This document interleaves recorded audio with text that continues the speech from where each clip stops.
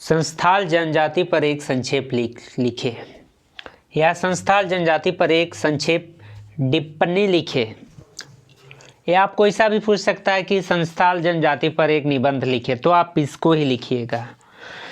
संस्थाल जनजाति संख्या लगभग 30 लाख है। संस्थाल जनजाति की संख्या लगभग 30 लाख है। भारत की सबसे बड़ी जनजाति है संस्थाल जनजाति के लोग अधिकतर बिहार प्रांत के संस्थाल परगना में रहते हैं, परंतु कुछ संस्थाल देश के अन्य भागों में भी फैल गए हैं।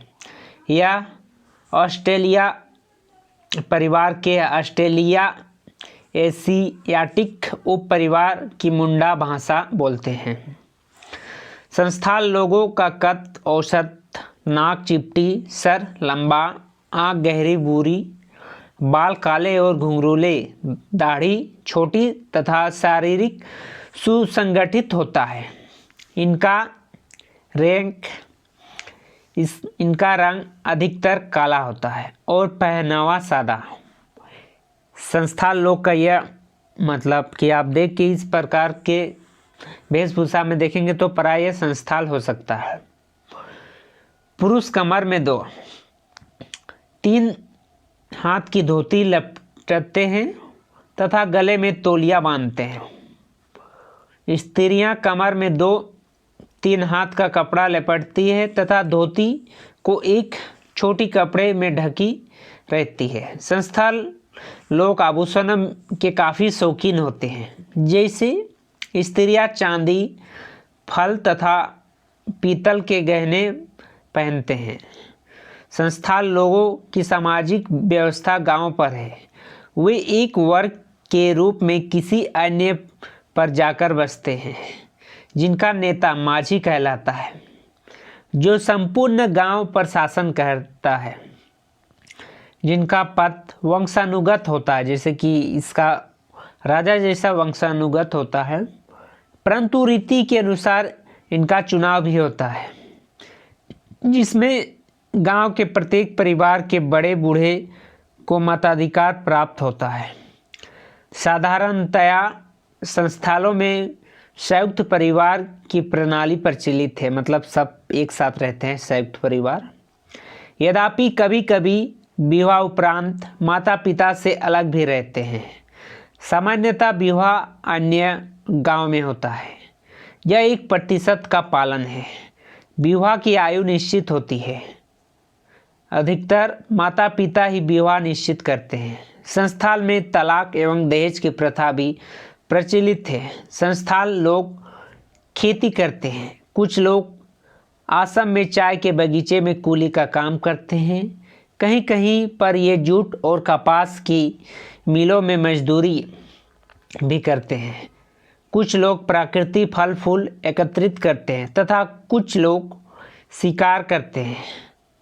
शिकार अधिकतर सामूहिक रूप में किया जाता है। संस्थालों में असामाजिक संगठन टोटम के अधिकार पर होता है। टोटम एक ऐसी जीवन अथवा प्राकृतिक वस्तु को कहते हैं जिसका किसी वर्ग का प्रतीक मान लिया जाता है। एक प्रतीक के मानने वाले में एक रक्त मानने का कारण अंतर्विवाह वर्जित होता है। संस्थाल के लोगों का नाम वृक्षों, पशुओं और वस्तुओं के नाम पर होता है।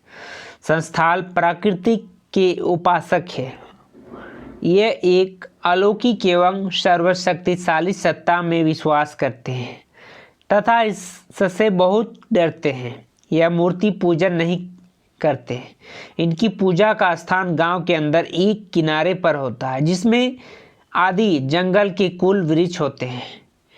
जैसे बरगद का वृक्ष होता है, वैसे ही एक कुल वृक्ष होता है, नीम का भी होता है। इनका विश्वास है कि इन वृक्षों तथा आसपास के पहाड़ों और झरनाओं में अलौकिक सत्ता होती है। जैसे गांव की एक वृक्ष में, जैसे गांव ग्राम कहते हैं, जहाँ वृक्ष रहता है वहीं हम लोग पूजा करते हैं ज़्यादातर। ये अपने धार्मिक उत्सव को गांव में ही मनाते हैं।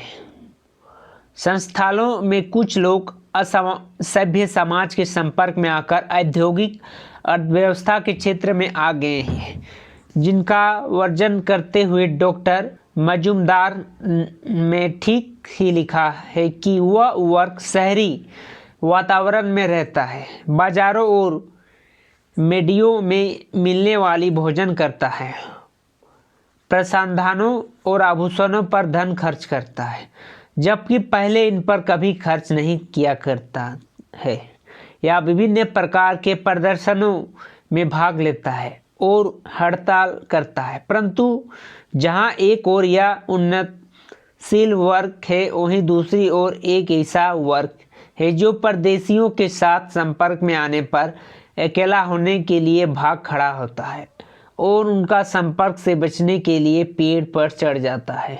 यह कीड़े मकोड़े, मेढक तथा रेंगने वाले जंतु खाते हैं, नाम मात्र के कपड़े पहनते हैं, वन देवियों को प्रसन्न करने के लिए मुर्गियों, कबूतरों और बकरियों की बलि देते हैं और ऐसा असंख्य निषेधों तथा सामाजिक रूढ़ियों को मानते हैं और इनका पालन सभ्यता की दृष्टि से उन्नत संस्थाल घृणास्पद समझते हैं।